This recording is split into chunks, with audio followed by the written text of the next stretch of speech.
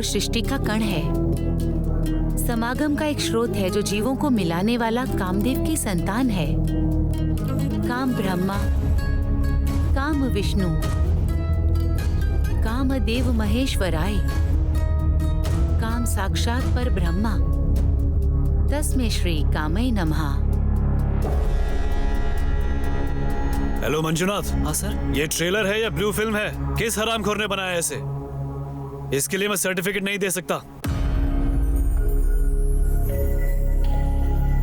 ದೇವರು ಎಲ್ರಿಗೂ ಅದೃಷ್ಟನ ಮಚ್ಚಲಿಟ್ಟಿದ್ರೆ ನನ್ನ ಗಡ್ಡದಲ್ಲಿ ಇಟ್ಟವನೇ.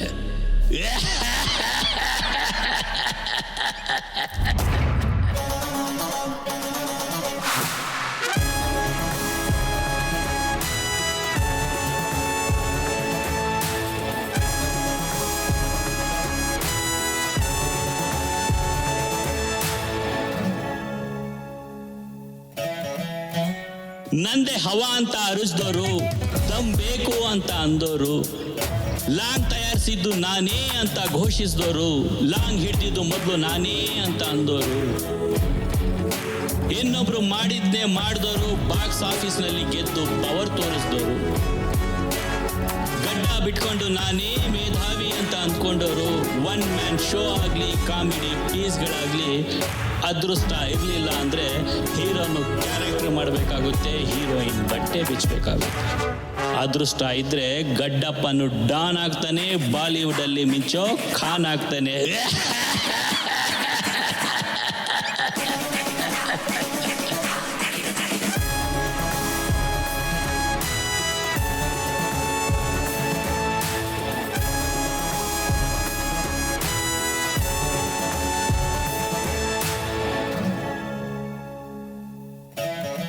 ಕೆಟ್ಟ ಕತೆ ಬರ್ಕೊಂಡು ದೊಡ್ಡ ಸ್ಟಾರ್ ಹಾಕ್ಕೊಂಡು ಸಿನಿಮಾ ಅಂದರೆ ಗಿಮಿಕ್ಕು, ನಂದೇ ಸೂಪರ್ ಟ್ರಿಕ್ಕು ಅಂತ ಹೇಳ್ಕೊಂಡ ಖಾಲಿ ತಲೆ ಡೈರೆಕ್ಟ್ರುಗಳು. ನಾನು ಬರ್ದಿದ್ದೆ ಸಾಹಿತ್ಯ, ಕತ್ತೆ ಥರ ಕಿರ್ಚಿದ್ದೆ ಹಾಡು ಅಂದ್ಕೊಂಡವರು, ಮಳೆ ಸುರಿಸಿದವರು, ಸ್ಲಮ್ನ ಲೀಸ್ಗೆ ಹಾಕ್ಕೊಂಡವರು, ನಿನ್ನೆ ಮೊನ್ನೆ ಬಂದ ಬಚ್ಚಗಳೆಲ್ಲ ನಾನು ಅಮಿತಾಬ್ ಬಚ್ಚನ್ ಅಂದ್ಕೊಂಡವ್ರಿಗೆಲ್ಲ ಅದೃಷ್ಟ ಕೂಗಿ ಕೂಗಿ ಹೇಳ್ತಾ ಐತೆ, ನಾನು ನನ್ನಿಂದಲೇ ಇಲ್ಲಿ ನಾನೇ ಸ್ಟಾರು, ಸ್ಯಾಂಡಲ್ವುಡ್ಡಲ್ಲಿ ನಂದೇ ಕಾರೋಬಾರು ಅಂತ ಕೊಚ್ಕೋಬೇಡ, ತಲೆಗೆ ದುರಹಂಕಾರನ ಮೆತ್ಕೋಬೇಡ, ನಾನಿದ್ರೆ ನೀನು ನಾಯಕ, ಇಲ್ಲ ಅಂದರೆ ರೋಡಲ್ಲಿ ಅಲಿಯೋ.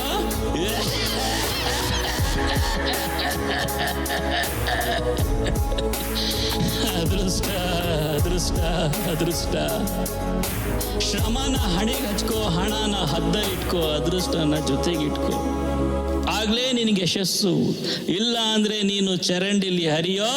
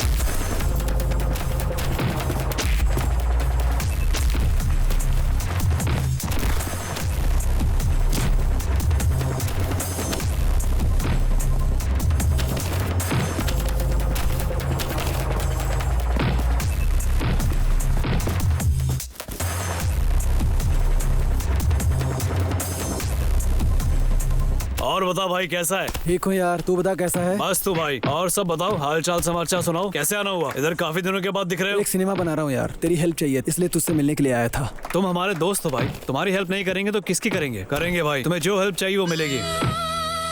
उठाकर फेंक उसे। क्या हेलो? कर रहा है? हेलो सर, आपको शांताराम भैया बुला रहे हैं। शाबाश ओशो, तुम इसी सब्जेक्ट के ऊपर एक सिनेमा बनाओ, मैं ही उसे प्रोड्यूस करूंगा। यंग जनरेशन को सेक्स एजुकेशन चाहिए ही चाहिए। बिना ग्रामर की भाषा और बिना ग्लैमर के सिनेमा आज के समय में ये दोनों बेकार हैं। वैसे नाम क्या बताया था तुमने? ओशो। ओशो? जी ओशो। हाँ, अच्छा नाम है। ये लो एडवांस, काम स्टार्ट कर दो। Thank you sir. और एग्जाम्पल के लिए टाइटैनिक को ही ले लो। पूरी टाइटैनिक में अगर वो एक ही सीन इतना जबरदस्त है, इसका मतलब भले ही उस हीरोइन का कैरेक्टर खराब ही क्यों ना हो, उसको देखने का अलग ही मजा है। बिना गर्लफ्रेंड के रंगीला को और बिना रेप किए मर्डर, इसे कोई इमेजिन कर सकता है? वाह वाह वाह वाह वाह। लेकिन वो हीरोइन कौन है भाई? उर्वी नाम है सर, दोस्त है, अच्छी एक्टर है। वो कौन सा डायलॉग था? सिर्फ बिरयानी खाने के लिए और फालतू का बियर पीने के लिए मैं कुछ भी नहीं कर सकती हूँ। क्या डायलॉग था वो? क्या परफॉर्मेंस की थी वो? जल्दी से स्क्रिप्ट का काम शुरू कर दो। ओके सर, ऐसा है तो ऐड करवा दीजिए सर।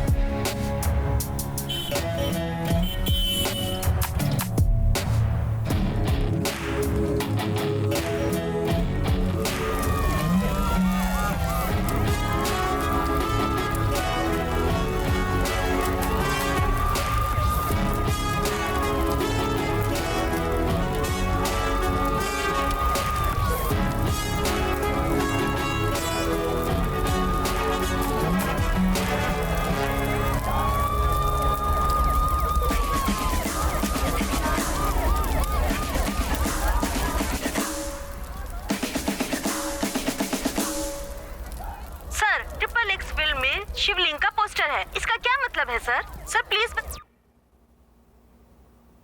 सुपर है भाई। इस पब्लिसिटी के लिए हम लोग 2 करोड़ रुपया भी खर्च कर देते तो भी ऐसी नहीं मिलती। मैं किसी भी कारण से इस सिनेमा को रोकना नहीं चाहता। पब्लिसिटी कैसे करानी चाहिए ये कोई तुमसे आकर सीखे। जाकर आओ। All the best. Thank you जय ट्रिपल एक्स केसरा।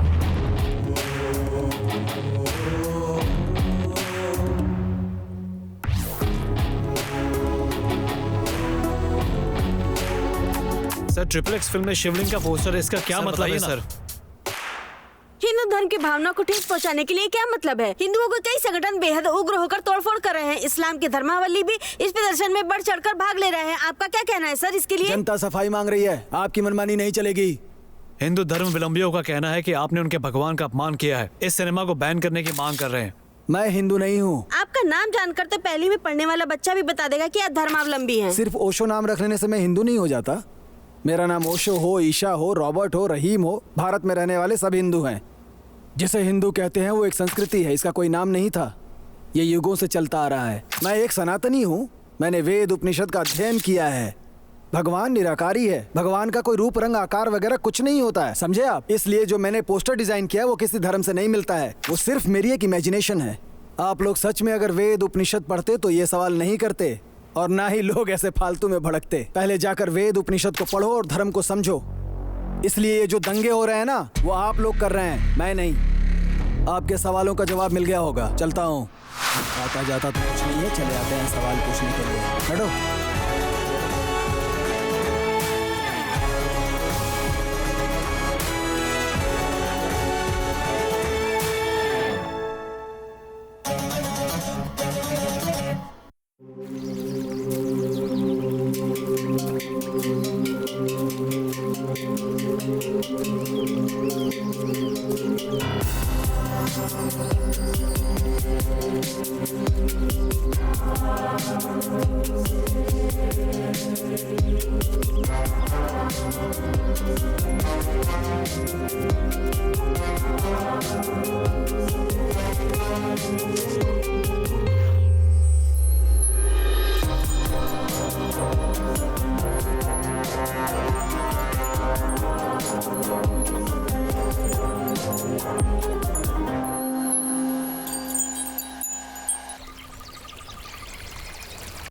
घंटे हो गए हैं। बस आ रही हूँ 10 मिनट में। इसलिए कहा था मैं तुम्हें पिकअप कर लेता हूँ। ओके बाबा, आ रही हूँ। ठीक है, जल्दी आओ।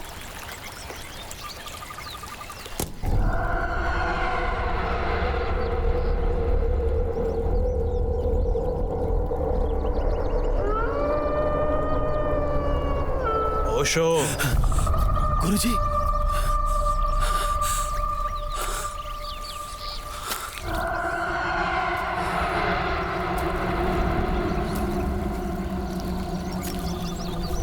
सुनो भाई, अपने आप को डायरेक्टर कहकर ट्रिपल एक्स नाम का सिनेमा बना रहे हो। ठीक है, डायरेक्टर कहलाने के लिए कोई भी सिनेमा बनाओ, उसके बाद मुझ पर सिनेमा बनाना, तुम्हारा भला हो। मैं हमेशा तुम्हारे साथ हूँ।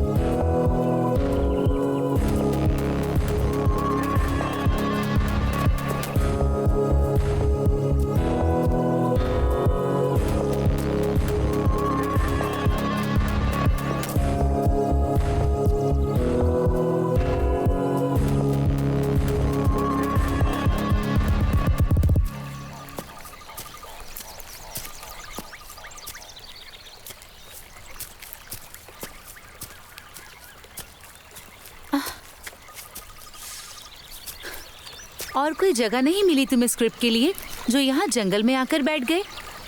ये बताओ, यहाँ खाने का क्या करेंगे? गेट पर जो गार्ड था ना, उसे पैसे देकर आया हूँ मैं। तुम्हें क्या चाहिए, वेज या नॉन वेज? एनीथिंग।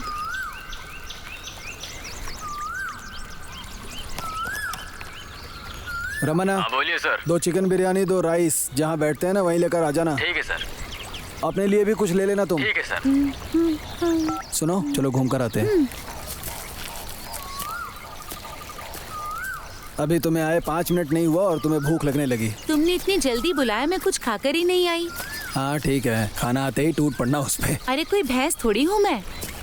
आदमी है तो क्या, भैंस है तो क्या, भूख लगने के बाद सब खाने पर टूट पड़ते हैं। अरे भाई, दारू सही तो से। इतनी चल रही है। क्या कर रहा है? सही से भरना उसमें। अरे चल बांट। बढ़िया चिकन अरे बढ़िया खा। पत्ते डालना, परेशान क्यों हो रहा तू? हाँ चल बांट। इनपुट अंदर बाहर करते करते मैं परेशान क्यों हो रहा है? चल पीना। हाँ मैं भी पी रहा हूँ। क्या सीरियस है? ढंग से कभी खेलता नहीं है, जब देखो लड़ने को तैयार रहता है।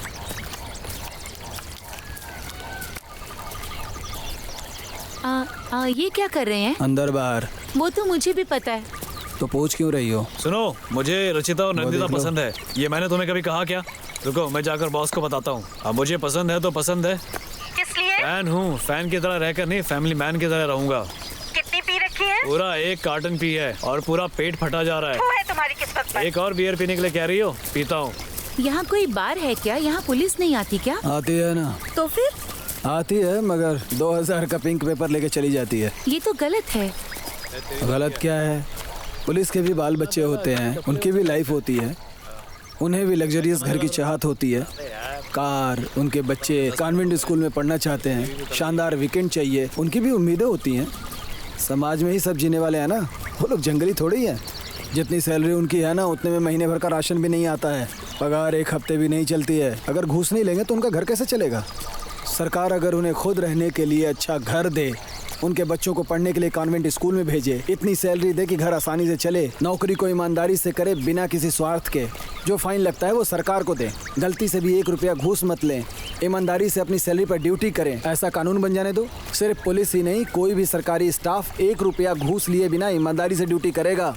बेवजह पुलिस को गाली देने से क्या फायदा होता है? ओह, तो अब मैं संविधान भी लिख दूं?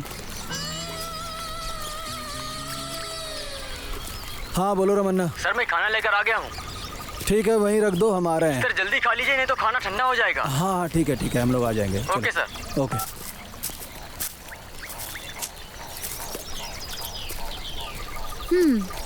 तुम ना कमाल के फिलोसफर हो। ऐसा कुछ नहीं है, जैसी सिचुएशन होती है वैसी बातें करता हूँ।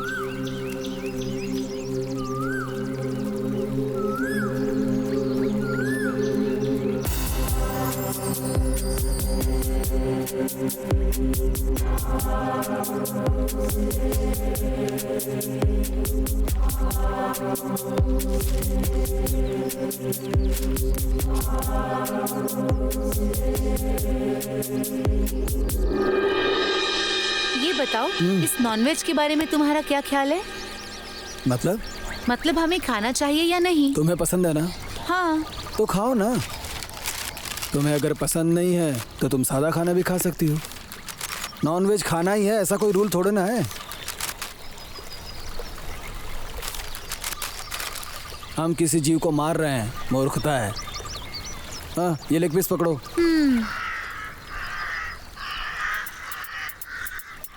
जीव हिंसा महापाप है। हम किसी जीव को हानि नहीं पहुंचाएं। वो क्यों नहीं देखता कि हम जो चावल दाल सब्जी फल फ्रूट खाते हैं उनमें भी तो जीवन होता है, तब तो हमें कुछ नहीं खाना चाहिए। बकरियां मुर्गियां मांसाहारी हैं, तो सब्जियों में भी तो जीवन होता है। बड़ी हत्या हत्या है और छोटी हत्या हत्या नहीं है। हम जो सांस लेते हैं ना, उसमें भी कई कीटाणु अंदर चले जाते हैं, और हम जो सांस खींचते हैं ना, उसी से हम लोग जिंदा रहते हैं। अगर हम सोचेंगे कि सांस नहीं लें, फिर तो हम जिंदा भी नहीं बचेंगे। इस दुनिया में जितने जीव जंतु होते हैं ना, उनका जीवन बहुत छोटा होता है। बिना सांस के कोई जिंदा नहीं रह सकता। एक बात बताता हूँ, सुनो। प्रकृति ने शेर और चिताओं को सामने के दांत तीखे दिए हैं ताकि वो लोग मांस खा सकें। वहीं बकरियां और मुर्गों के दांत एकदम छोटे, ताकि वो सिर्फ घास फूस ही खा सकें। लेकिन मनुष्य के दांत तीखे भी होते हैं और चपटे भी होते हैं। इसका अर्थ ये हुआ कि मनुष्य मांस भी खा सकता है और शाकाहारी भी रह सकता है। भगवान ने ऐसी ही सृष्टि बनाई है, तो इस पर डिस्कशन किस बात का है? भगवान कोई अनपढ़ नहीं है। साइंस भी कहता है जो विटामिन और प्रोटीन वेजिटेबल में नहीं मिलती, वो मांस में मिलती है। इंसान को हर तरह के विटामिन की जरूरत है। तुम्हें अच्छा लगता है तुम खाओ, और अच्छा नहीं लगता है तो मत खाओ। लेकिन जीव हिंसा महापाप है। इस तरह की फिलॉसफी मत झाड़ो मेरे सामने। ऐसा लगता है भगवान ने जो सृष्टि बनाई है वो सही बनाई है। नॉनवेज हमेशा सुखी भवा।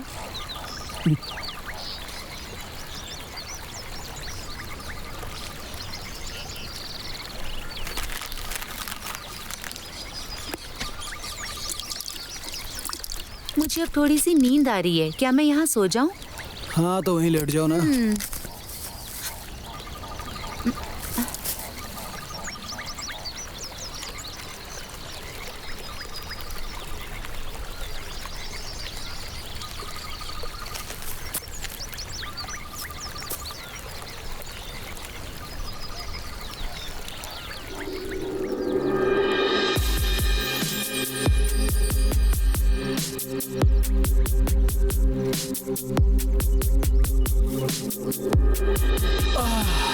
ओशो, सूरज गुस्सा होकर लाल हो गया है, उठ जाओ। उठो ना, देखो सूरज गुस्सा होकर लाल हो गया है। अरे तो रहने दो ना, चंद्रमा आके उसे ठंडा कर देगा।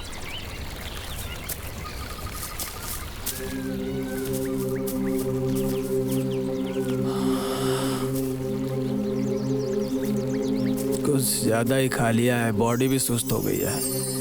ओशो, तुम फिलोसफिकल कंटेंट पर बातें करते हो, इसी पे मूवी क्यों बनाना चाहते हो? फिलोसफिकल नहीं तो कॉन्वेंट स्कूल के बच्चों पर फिल्म बनाओ। कर्नाटक के लोग बहुत समझदार हैं, इसीलिए मणि रत्नम ने अपनी पहली फिल्म कन्नड़ में बनाई थी। हाँ, वो तो सही है। कर्नाटक के लोगों को सिनेमा बनाने के लिए बोल दो ना, तो हॉलीवुड को भी पीछे छोड़ देंगे।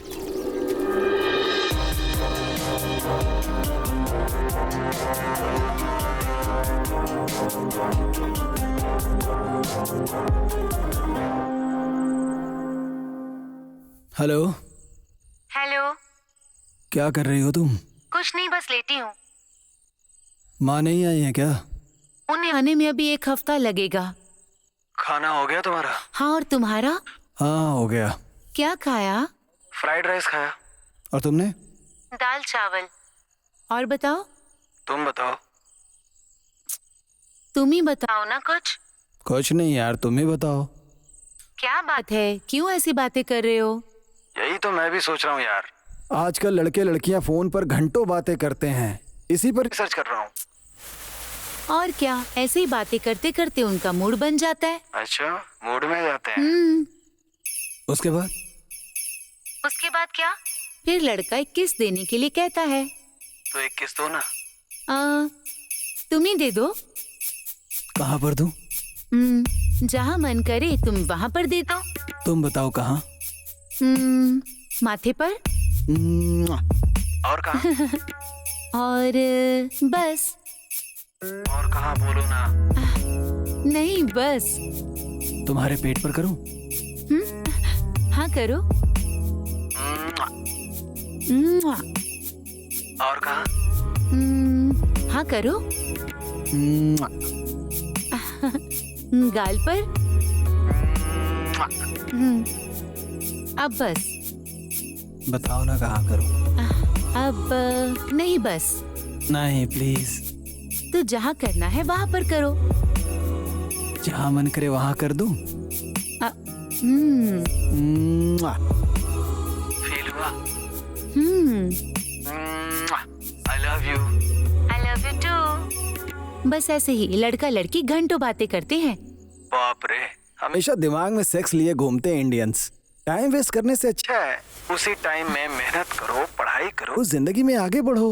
करेक्ट यार, हमारी जनरेशन ना बस सेक्स, क्रिकेट, शराब इसी जाल में फंस कर रह गई है। ओशो, मैंने 1 हफ्ते की छुट्टी ली है, तो हम स्क्रिप्ट रेडी कर लेंगे। ठीक है, love you baby, good night. Okay यार, love you, good night.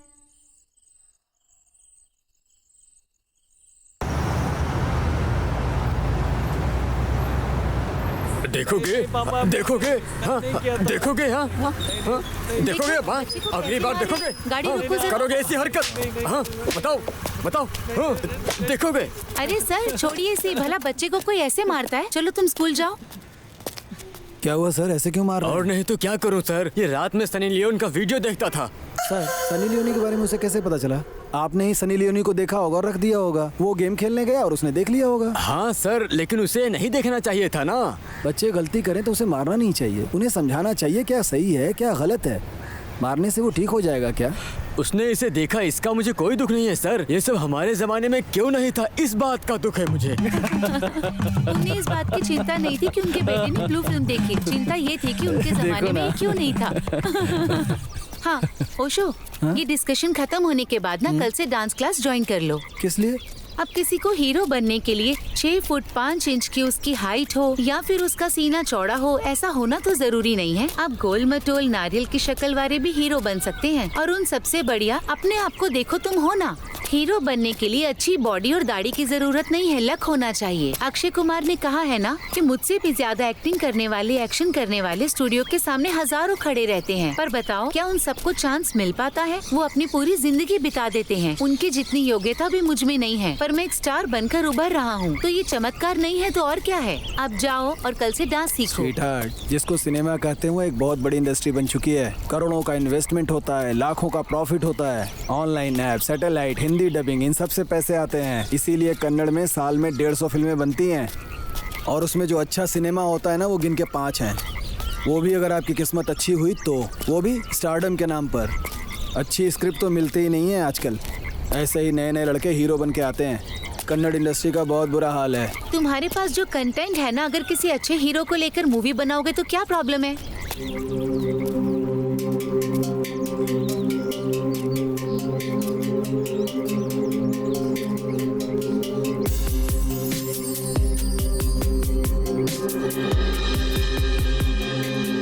Uttar Pradesh के अयोध्या में 12 साल की छात्रा के साथ 4 दुष्कर्मियों ने मिलकर रेप किया। रेप करने के बाद उसे रोड पर मरने की हालत में फेंककर फरार हो गए। कल रात ये घटना घटने के बाद पुलिस इस केस की छानबीन कर रही है। आरोपियों को जल्द से जल्द पकड़ लिया जाएगा, ऐसा पुलिस आयुक्त ने कहा है। ओशो। मैं प्रिया दीक्षित, एलिट न्यूज से। ये रेप की न्यूज ना मैं रोज सुन सुनकर अब पक चुकी हूँ। वो टीवी रास्ते बंद से करो। गुजर रही थी तभी 4 लोगों ने उसको पकड़ लिया और उसके साथ बलात्कार। तुम्हारी चाय बनी? हाँ बन गई, बस ला रही हूँ।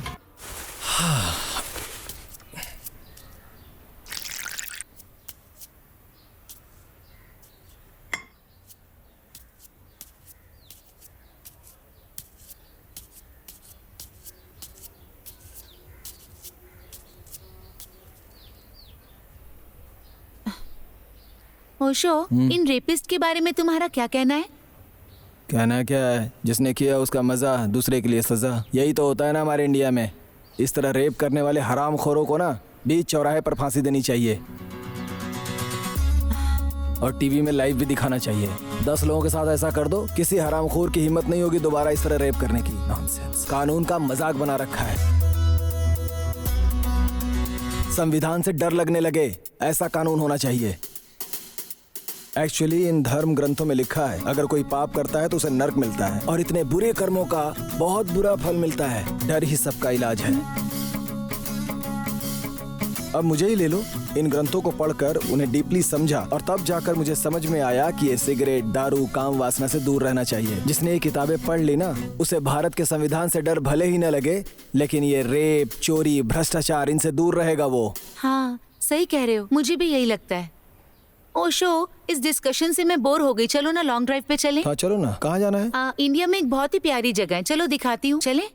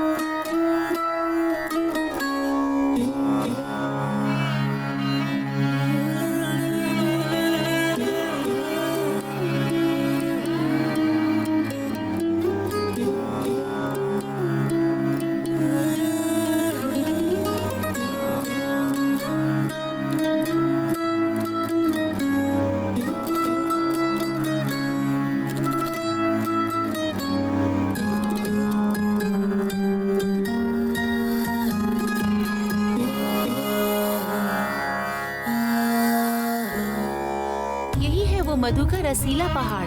पूरे संसार में सिर्फ 2 ही पहाड़ हैं। एशिया में ऐसा एकमात्र पहाड़ है।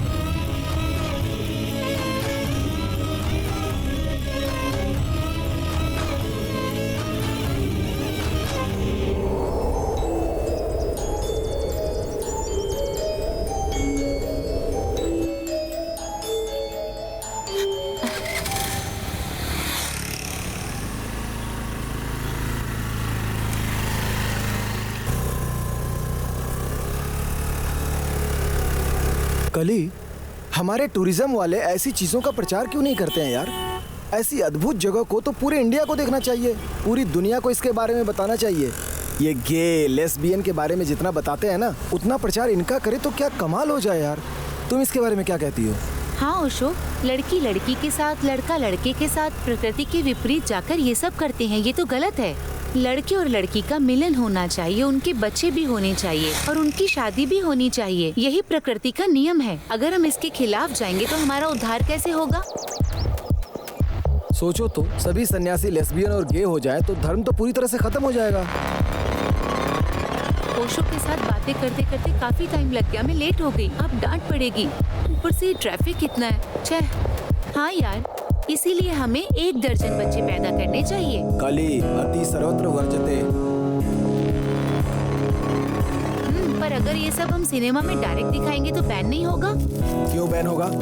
कॉन्डोम लिपस्टिक सभी हाथ में लेकर घूमते हैं, तब तो बैन नहीं होता है। रियलिटी शो में लड़कियों के छोटे छोटे कपड़े और गंदी बातें, ये सब तो कभी बैन नहीं हुआ।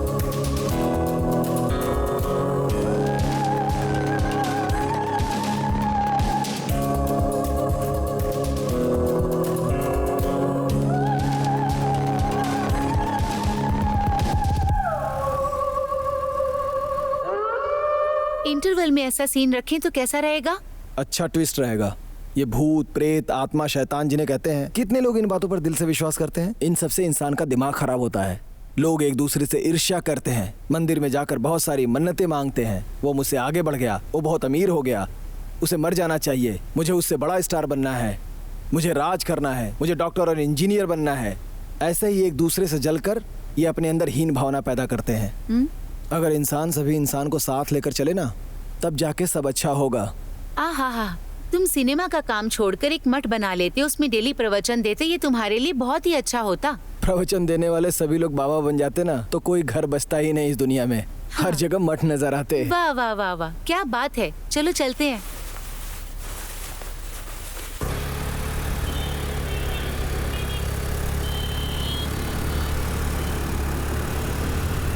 ओशो जरा रुको ना, नारियल क्या पानी भैया, पी लेते हैं। आप तो मेरी बात पे क्यों नाराज हो रहे हो? समझो ना मेरी बात को। पहले ब्याज दो फिर बात करना। भैया 2 नारियल पानी देना। हाँ भैया, देता हूँ। मैंने अभी अभी घर का सारा सामान गिरवी रख दिया है। क्या कहा तुमने? मैं कोशिश कर रहा हूँ 1 हफ्ते में दे दूंगा। कहा? 1 हफ्ते और तक? कहाँ से लाऊं पैसे? थोड़ा टाइम दीजिए ना। सही से बताओ। नहीं भाई, अब तो आप ज्यादा टॉर्चर कर रहे हो। लेने के समय ये नारियल लीजिए मैडम। हाँ 1 मिनट। मैं कोशिश करूंगा आपको 15 दिन में दे दूं। अरे 15 दिन के बाद? हेलो हेलो, ए मामा पैसे देना। ए जाना यहाँ से, मैं वैसी टेंशन में पैसे नहीं है। अपना पैसा अपने पास ही रख, पानी पता नहीं कहाँ से आ जाते हैं। एक और ले लो। ए हैंडसम, देना। हेलो कृष्णा, कहाँ हो रे? हाँ क्या हुआ जीजा जी? ये लीजिए। मैं तो यही हूँ। अरे यार, तुम्हारे पैसे के लिए वो मेरी जान खा रहा है यार। जरा इधर घूमो। है नहीं। भगवान तुम दोनों का भला करे। परेशान मत हो, मैं दे दूंगा। ठीक है, फोन रखो, तुम्हें बोलने से कोई फायदा नहीं है। 1 मिनट रुको। लोग कहते हैं कि तुम्हारे आशीर्वाद देने से भला होता है। क्यों कहते हैं पता है? नहीं पता। जब श्री राम वनवास के लिए जंगल में जा रहे थे, तब समस्त प्रजा जिद करने लगे कि हम भी आपके साथ चलेंगे। तब श्री राम जी ने कहा कि पिता श्री की आज्ञा का पालन मुझे ही करना है, तुम सबको वनवास जाने की जरूरत नहीं है। तब प्रजा ने कहा, भगवान जब आपको ही सुख संतोष नहीं रहेगा तो हमें भी ये नहीं चाहिए।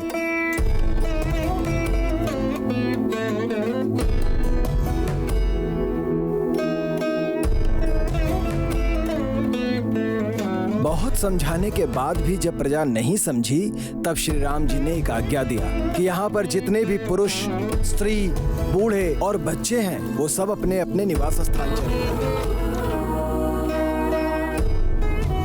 पूरी प्रजा अपने में ही एक दूसरे से बातें करने लगी। सबके चेहरे पे दुख दर्द दिखने लगा। तभी एक बूढ़ा इंसान हाथ जोड़कर बोला, जो शिव जी चाहेंगे वही होगा। प्रभु आप वनवास होकर आइए, हम लोग चले जाते हैं। प्रभु की आज्ञा का जनता कभी उल्लंघन नहीं कर सकती है। और सभी अपने घर चले आए।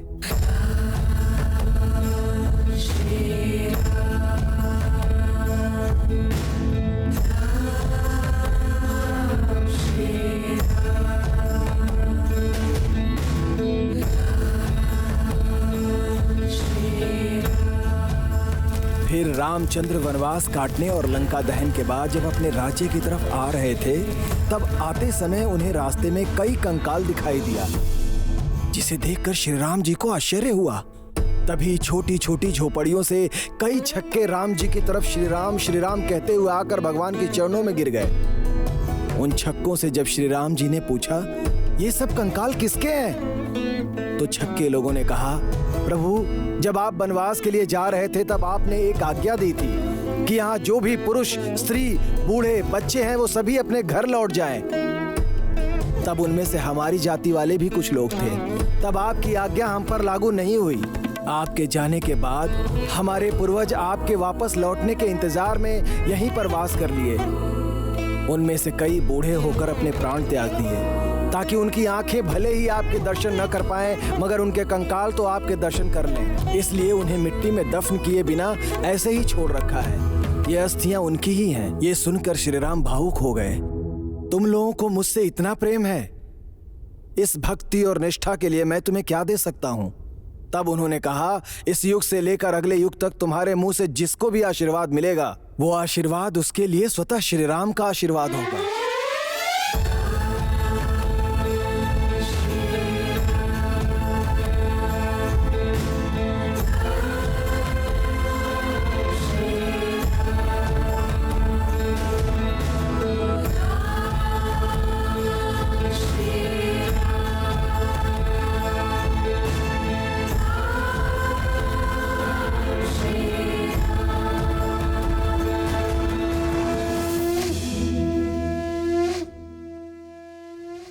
सर, ये कहानी कितनी सच है कितनी झूठ मुझे नहीं पता। मेरे आशीर्वाद को स्वतः श्री राम के आशीर्वाद बोलकर आपने मुझे इतना सम्मान दिया है, इतना ही मेरे लिए काफ़ी है सर। इस दुनिया में जब तक प्रलय ना आ जाए तब तक हम किन्नर बनकर ही जीना चाहेंगे सर। भगवान आप दोनों की मनोकामना पूरी करे।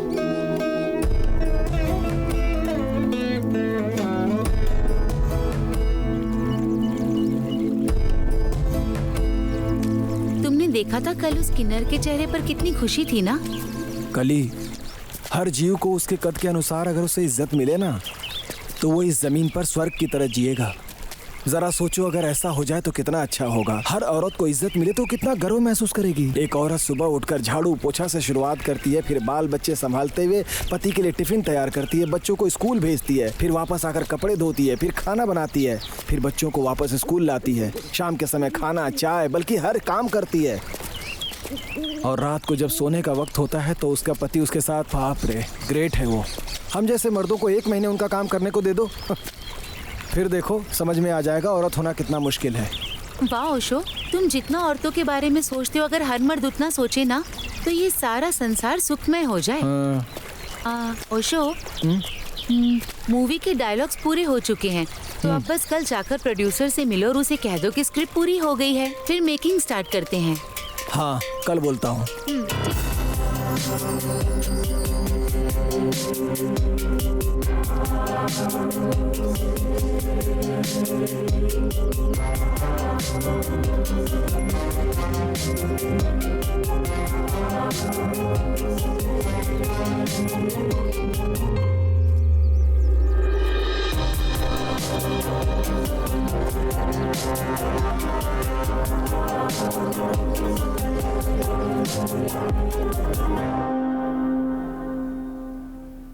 हाँ, बोलो भाई। सर, स्क्रिप्ट पूरी हो गई है, आप शूटिंग कर सकते हैं। स्क्रिप्ट कैसी है? जबरदस्त है ना? हाँ सर, बहुत अच्छी है। एक काम करो, उस ट्रेलर में जो एक्ट की है उस हीरोइन का नाम क्या है? उर्वी सर। हाँ, उसी लड़की को फिक्स कर लो। ठीक है सर। उसका परफॉर्मेंस बहुत अच्छा है। दूसरी लड़की ढूंढने में टाइम वेस्ट मत करो, उसे जाकर बुला लो, एग्रीमेंट बना लेते। ठीक है सर।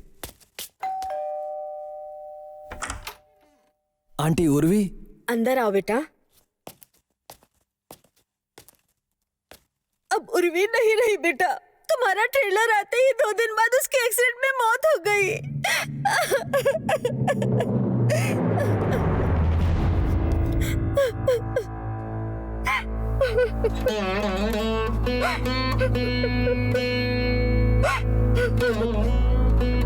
ओशो, तुम टेंशन मत लो, देखना तुम एक दिन बहुत बड़े डायरेक्टर बनोगे। अगर तुम हार गए तो भगवान हार जाएगा, तो भगवान हार जाएगा, तो भगवान हार जाएगा। फिर मैं इतने दिनों से किसके साथ डिस्कशन कर रहा था? उर्वी की आत्मा के साथ। ओशो, अब इस परेशानी के बारे में क्या कहना है तुम्हारा?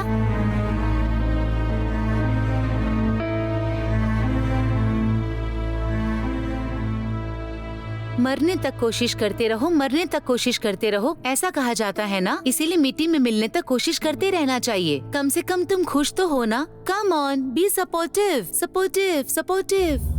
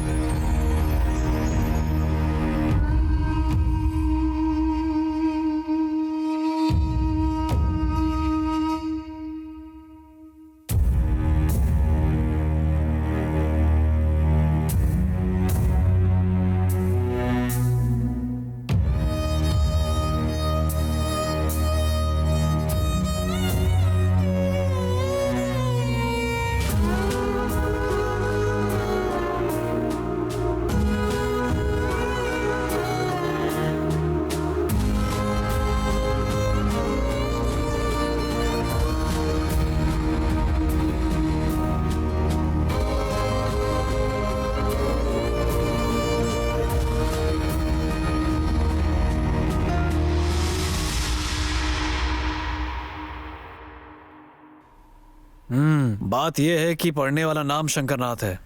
पूरे देश का उद्धार होगा, इस टाइप का सिनेमा है। देखो भाई, अगर तुम शंकर भाई को यहीं मरने के लिए कह दोगे तो मैं यहीं मर जाऊंगा। शंकर भाई का ऑटो राजा फिल्म से इंस्पायर होकर मैंने ऑटो चलाया और आज देखो मैं प्रोड्यूसर बन गया हूँ। ऐसे सिनेमा से इस देश का कोई उद्धार नहीं होगा। मेरा अच्छे से उद्धार हो जाए, ऐसी कहानी लेकर आओ, तब जाकर फिल्म बनाएंगे। भैया आपका फोन आया है। हेलो। हाँ, उस डेट का क्या हुआ जी? हाँ, उसे रेडी करके जल्दी से बताइए। हाँ ठीक है, मैं देखकर बताता हूँ तुम्हें। ठीक है, अब जाइए। ठीक है सर। हीरो का डेट ले लो, मैं ही सिनेमा बनाऊंगा। हाँ रुको भाई, आ रहा हूँ मैं भी। ये सभी हीरोइनें ऐसी ही होती हैं।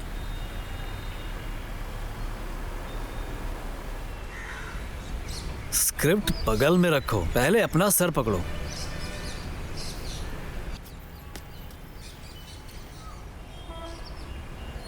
क्या हुआ, ऐसे क्यों बैठे हो? फिर वही पुरानी कहानी। कंटेंट बढ़िया रखो, फाइटिंग सीन रखो, सेक्स को कोई महत्व नहीं देगा, बाबा लोग नाराज हो जाएंगे, रोमांटिक फिल्म बनाओ। सारे प्रोड्यूसर तो यही सब कह रहे हैं। उन्हें सूट बूट पहनकर आने वाला डायरेक्टर चाहिए, भले ही वो सूट बूट पहनकर झाड़ू लगाता हो। थू। ओशो, दुखी मत हो तुम। देखना, एक दिन तुम एक बहुत ही बड़े डायरेक्टर बनोगे। अगर तुम हार गए तो भगवान हार जाएगा। तो ज्यादा मत सोचो, कोशिश करते रहो।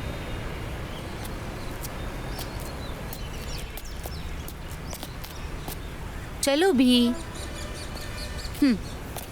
मेरा दिल कहता है कि एक दिन तुम जरूर जीतोगे, क्योंकि भगवान जब देता है ना, छप्पर फाड़ कर देता है और वो जरूर देगा। डोंट वरी, बस तुम अपनी मेहनत करते रहो, कभी मत हारना, कोशिश करते रहना। इंसान को अपने मरने तक पूरी कोशिश करते रहना चाहिए, समझे? अब थोड़ा सा तो हंस दो Osho, come on, be supportive.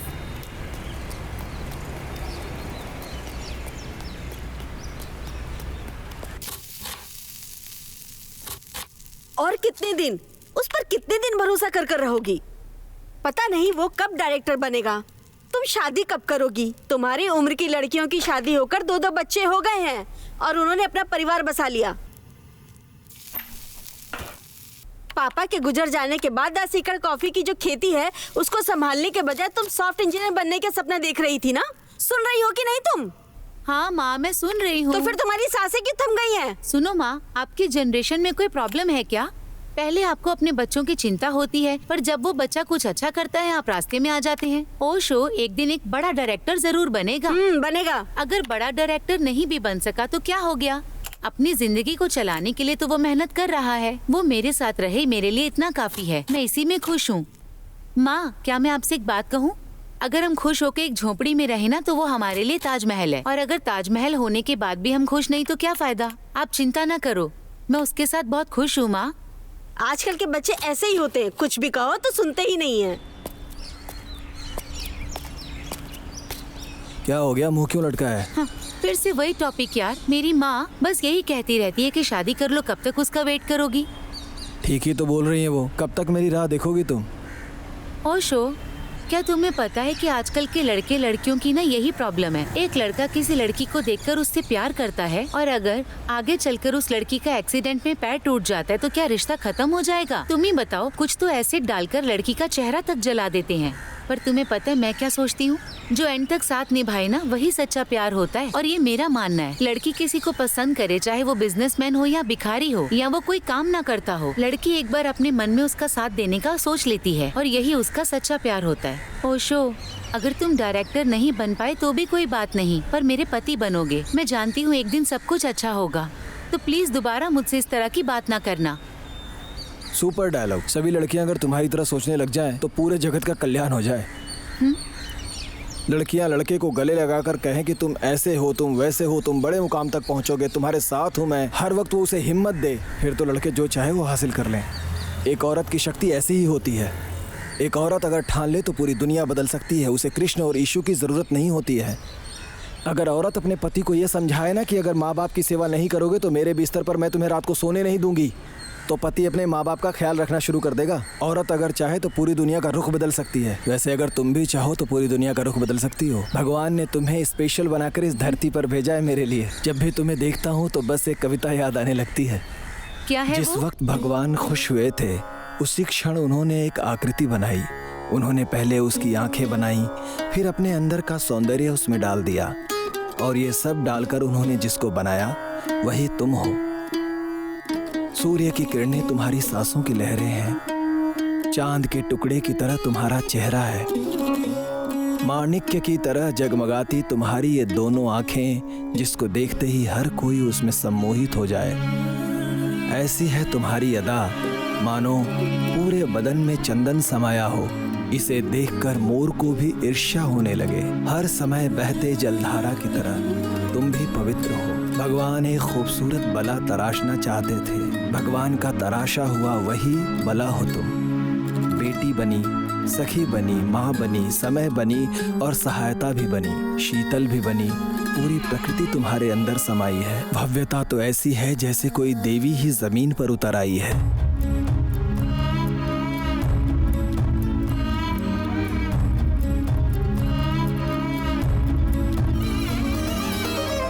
मैं तुम्हारा दर्शन पाकर धन्य हो गया हूँ।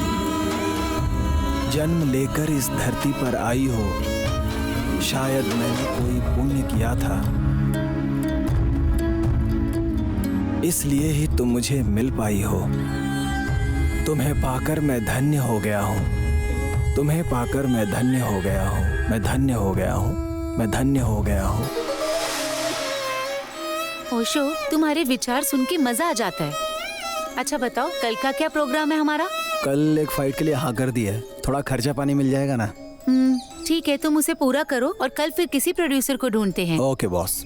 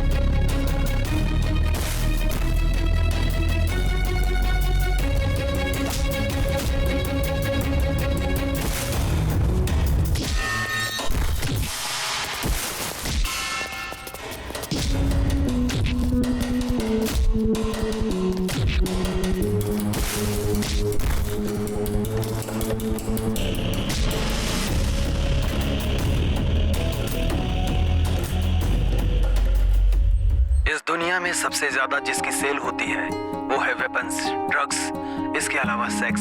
इसमें पकड़े जाने का किसी को डर नहीं होता और सेक्स करना किसी जीव से छूटा भी नहीं है। काम ही कैलाश है। इंसानों के जन्म के साथ ही इसका इतिहास शुरू हो जाता है। इस काम वासना में पहले जिसकी बलि चढ़ी वो थे आदम हव्वा।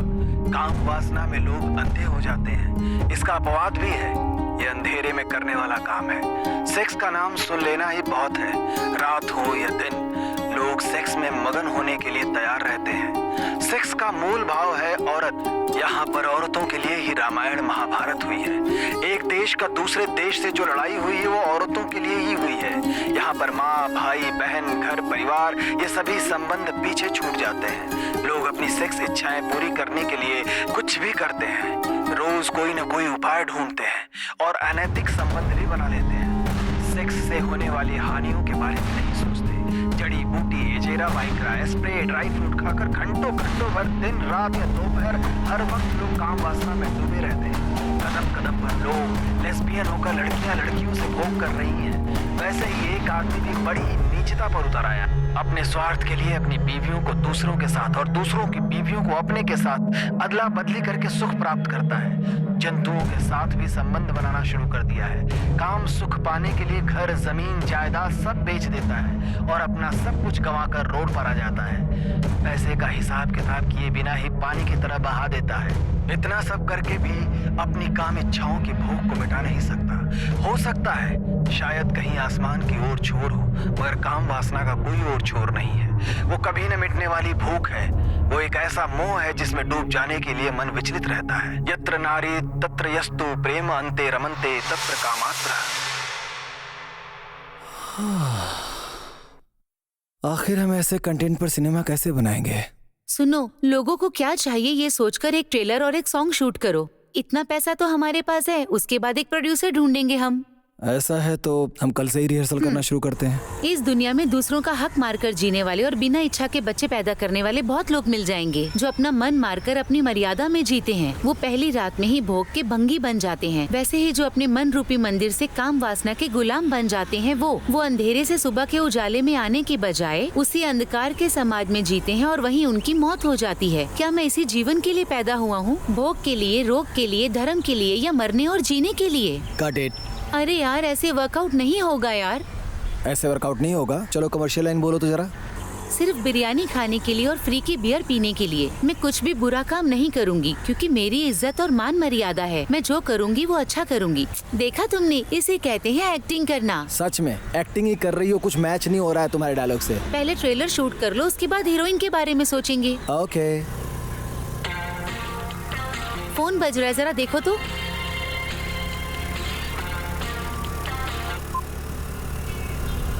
फोन कट क्यों किया तुमने? अरे यार, ये कॉमेडी डायरेक्टर है, साहित्य के बारे में कुछ नहीं पता और डिस्कस करने के लिए बुला रहा है। जैसे मिस्त्री ईंट पर ईंट रखकर दीवार बनाता है ना, वैसे ही हमारे कुछ डायरेक्टर हैं जो शॉर्ट जोड़कर सोचते हैं सिनेमा बना दिया है। इनमें और लेबर का काम करने वाले में कोई फ़र्क नहीं है। कहीं से रीमेक राइट लाते हैं, नहीं तो कोई घिसी पिटी कहानी लेकर सिनेमा बनाते हैं। जैसे पढ़ाई करके engineer, doctor, lecturer, peon, driver बनते हैं ना, उसी तरह ये लोग काम सीखकर डायरेक्टर बन जाते हैं। डायरेक्टर बनना कोई मजाक है क्या? डायरेक्टर एक बहुत बड़ी जिम्मेदारी का काम है। सिनेमा समाज को सुधारता है। सिनेमा का मतलब सिर्फ इंटरटेनमेंट नहीं होता है। जिंदगी में ना भगवान डायरेक्टर है और क्रिएशन एक्टर, लेकिन सिनेमा में डायरेक्टर भगवान है और सब उसकी क्रिएटिविटी। और नहीं तो क्या यार, सिनेमा का तो मतलब ही यही होता है, एंटरटेनमेंट और एक्साइटमेंट। सिनेमा भी ना एक अद्भुत ही दुनिया है यार। उसकी ताकत, उसकी शोहरत। अरे यार, शोहरत नहीं होता है, शोहरत होता है। वाह रे वाह।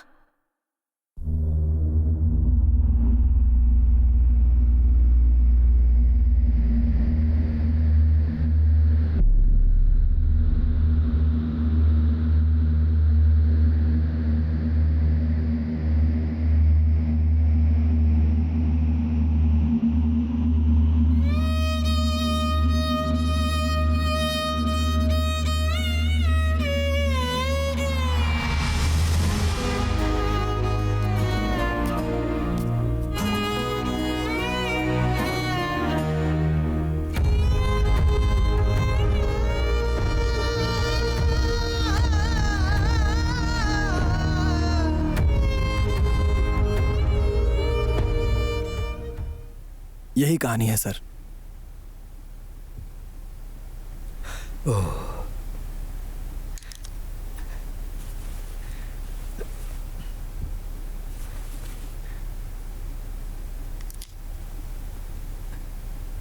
वेल, स्क्रिप्ट तुमने बहुत ही अच्छी बनाई है।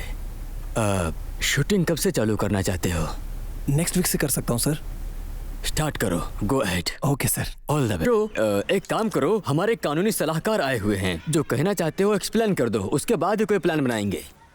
सर, हमारे देश में अगर 100% वोटिंग करानी है ना, तो जो वोट नहीं डालता उन्हें सरकार से कोई भी सहूलियत नहीं दी जाए। इस तरह का एक कानून बनाने की बहुत सख्त जरूरत है सर। आधार कार्ड के फिंगरप्रिंट से हमें पता चल जाएगा कि किसने वोट नहीं दिया है। ऐसे लोगों का गैस, पासपोर्ट, वीजा सब जब्त कर देना चाहिए सर। उन्हें कोई सरकारी लाभ नहीं मिलना चाहिए। ऐसा एक कानून बनाना चाहिए हमारे देश में। अगर ऐसा कानून बन गया ना सर, तो भले ही वो अमेरिका में क्यों न रहता हो, यहाँ आकर वोट देकर जाएगा। वोटिंग के दिन बैंक में जाकर एसी की हवा खाने वाला भी ना अपना काम कैंसिल करके वोट देगा। हॉस्पिटल में एडमिट कोमा के पेशेंट भी एक फिंगरप्रिंट से वोट दे सकता है। ऐसा सिस्टम होना चाहिए। एक ऑनलाइन वोटिंग की व्यवस्था करनी चाहिए सर। अगर ये सारा काम हम कर सके तो हमारे देश में 100% वोटिंग होगी सर। अगर अंबेडकर इस वक्त जिंदा होते तो तुम्हें सुनकर बहुत खुश होते। हाँ ठीक है, इसके बारे में हम पार्लियामेंट में आवाज उठाएंगे। Thank you sir.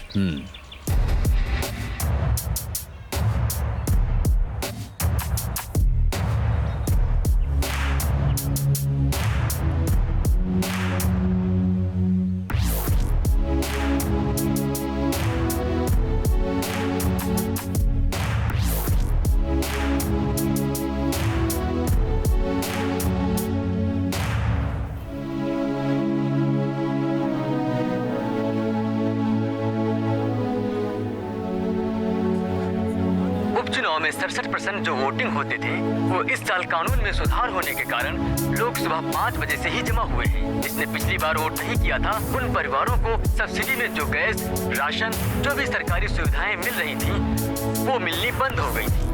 अब कोई भले ही अमेरिका में काम क्यों ना करता हो, वो वीजा और पासपोर्ट जब्त होने के डर से कई स्टूडेंट और प्रोफेशनल अपना काम छोड़कर इस बार की वोटिंग में हिस्सा लेने के लिए आए हुए हैं। और पिछली बार जिसने वोट नहीं किया था, उस फखरुद्दीन खान के परिवार को जमीन का रजिस्ट्रेशन कराने के साथ और मूल रूप से जो पानी बिजली मिलनी चाहिए, ये सब भी सरकार ने देने से मना कर दिया है।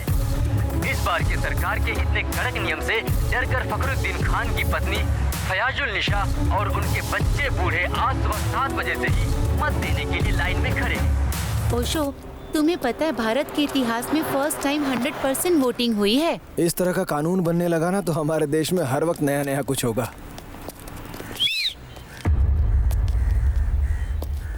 इस लड़की को हमारे साथ होना चाहिए ना। ए हीरो, इधर आ।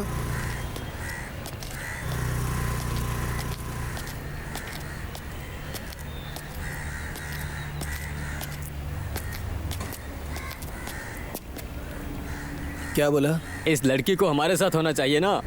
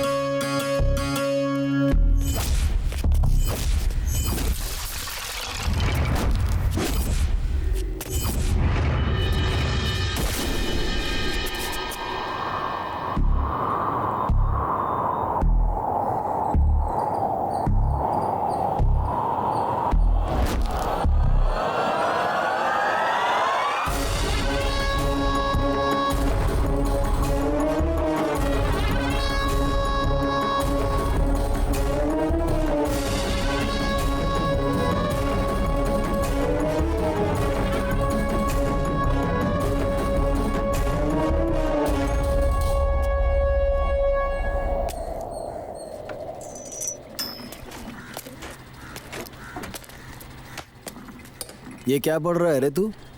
सर, शंकरनाथ के बारे में पढ़ रहा हूँ। ये तो बहुत ही कमाल की स्क्रिप्ट है सर।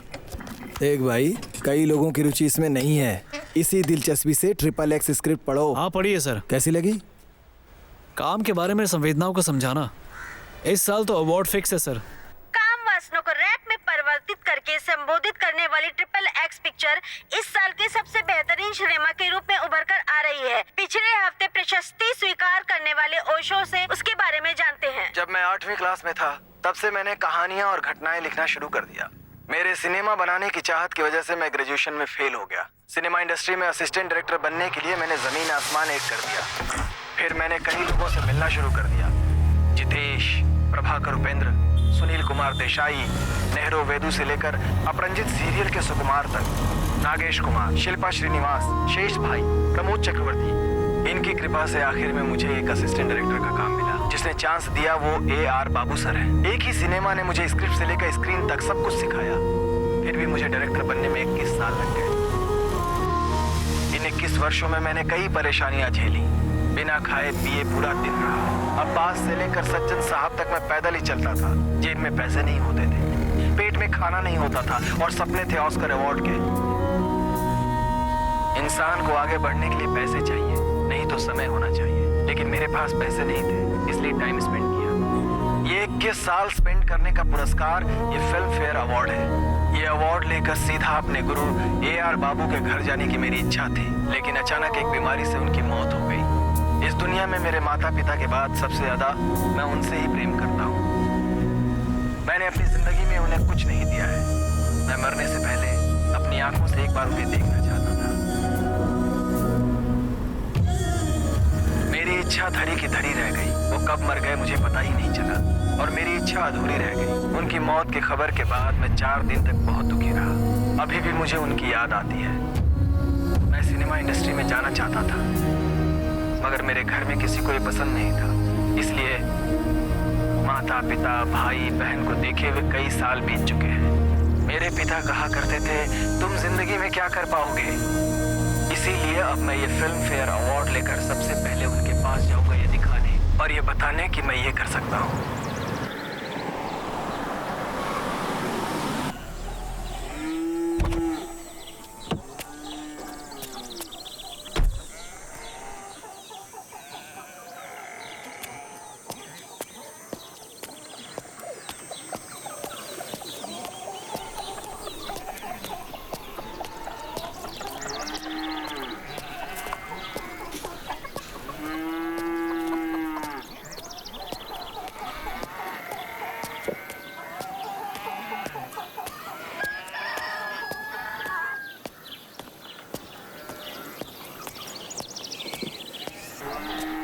अरे रंगा, मेरे माँ बाप कहाँ गए हैं? घर में ताला क्यों लगा हुआ है? अरे तेरे माँ बाप को मरे हुए कई दिन हो चुके हैं। ना तुम्हारा एड्रेस था ना फोन नंबर। अब आए हो हालचाल जानने के लिए।